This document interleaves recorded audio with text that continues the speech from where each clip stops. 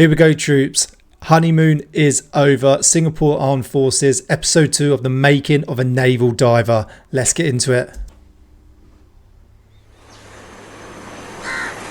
The diver trainees form up according to their height, where they are split into groups of between 7 to 8 men. We want to see your height. I'm going to arrange you into boat level.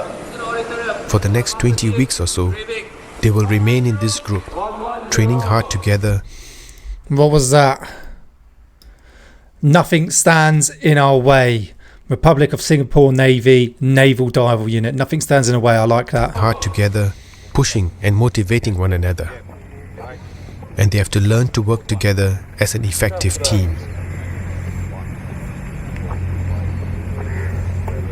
The main thing here we want to instill is camaraderie, the body of honor, integrity and team spirit. Team spirit is the most important thing that will carry them a long way in the operational unit.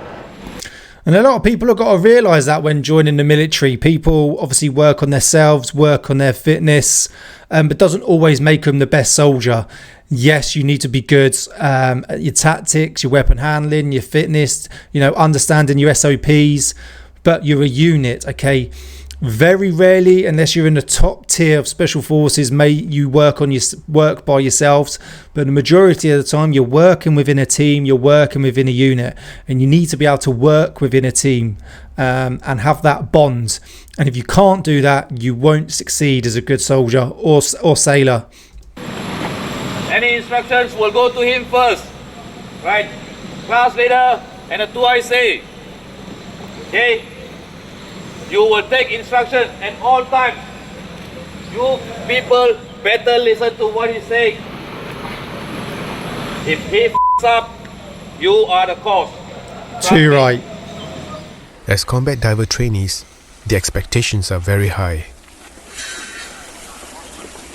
They're reminded that they're no longer recruits. It's not BMU anymore. Understand? Yes, sir. The training pace picks up. Hey guys, 5 minutes to sign your name. Quickly, make it quick. It's getting stricter and everything has to be faster.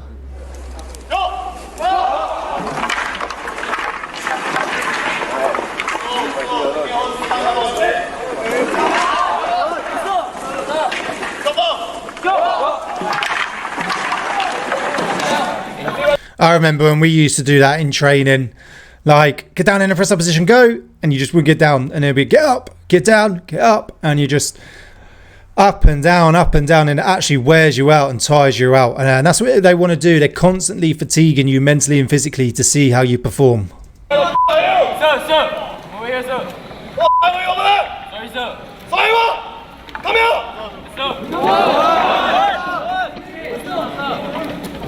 I'm just getting ready to get hammered. Yeah, just get ready to get hammered stuff. She's basically doing physical training until lunchtime. It's actually quite a nerve-wracking experience. They're ordered to get wet and sandy, head to toe, as punishment for moving too slow. Do you know the thing with this is it constantly reminds me when you see things like this of the US Navy SEALs. US Navy SEALs come about in the 60s, wasn't it? And I'm not saying that they have taken this from the US Navy SEALs, because the US Navy SEALs are so well known and there's so much out there about them. Frogmen, go and get wet and sandy.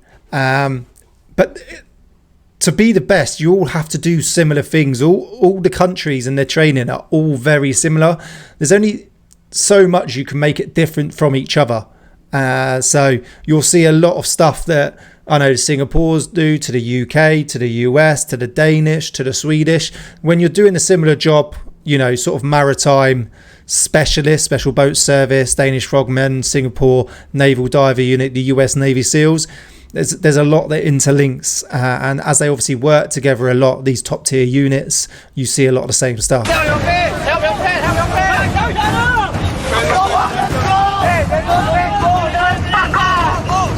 Throwing sads in their hair. Some people don't even like going to the beach to get their feet sandy. A little dazed, they head to the grinder a place no bigger than a basketball court. Oh, this sounds good, the grinder. Hit to toe.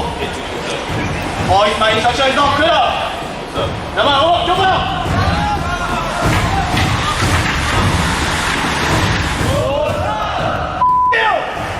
Just put the sound in your face on it. Push it down. Down. One. Down. Two. Down. 5-0 push up. Down. 5-0, 50.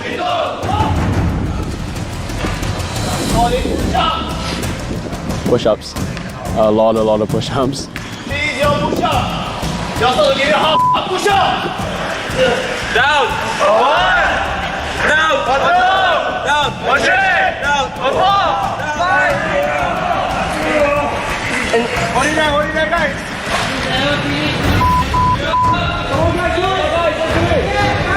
Be tough, physically, mentally, emotionally.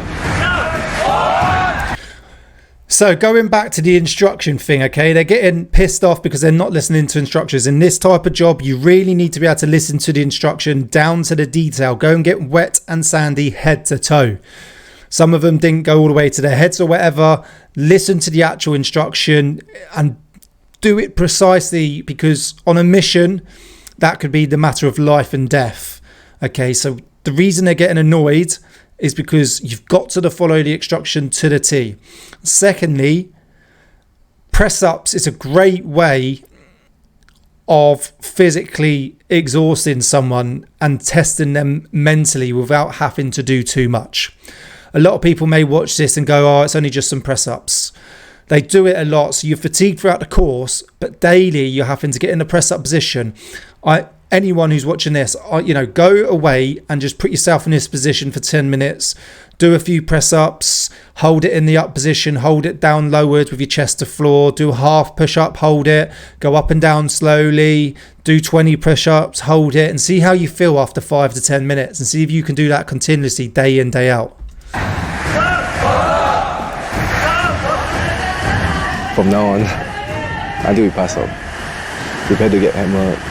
Try not to think so much. Yeah.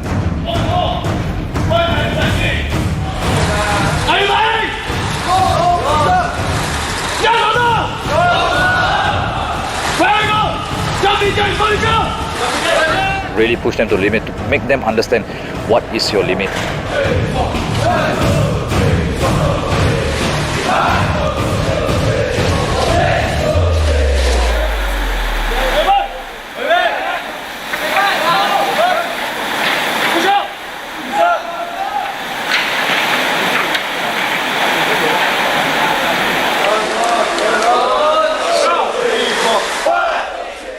As the relentless physical exercise can be quite grueling, the men are required to hydrate every few minutes. Too right, especially in the Singapore environment, the humidity. The fittest among the whole life will be the time in the CDC.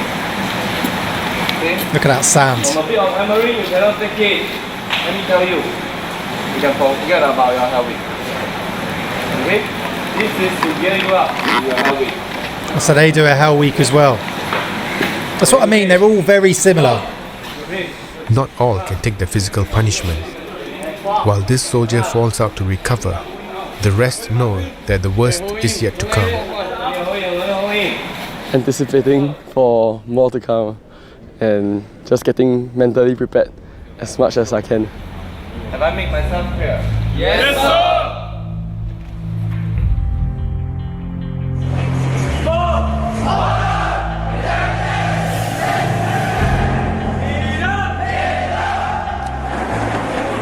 As the first day winds down, a good hot meal among boat buddies is a nice respite from the day's fast-paced start. I think it's good how they all go in there together, honour, integrity, team spirit, constantly instilling that into them, and then because you're constantly all eating together as a team, you're once again building on that team bonding, that team spirit, getting to know each other, building a bond. I think it's absolutely brilliant. My family and my girlfriend are pushing me forward, like encouraging me and keep me motivated so that I won't give up. I want to prove to myself that I can do it and I want to prove that I have what it takes. Go on, lads. Another brilliant episode. I wish they were actually longer because they're only about 6-7 minutes long. I do wish these episodes were longer because you'd see so much more, and I think they're really, really interesting. But with being a special unit, they mostly can't give away too much either. I'm surprised they're even allowed in there. But take away a few things from this episode, okay? Everything is done for a reason. Follow instructions down to a T.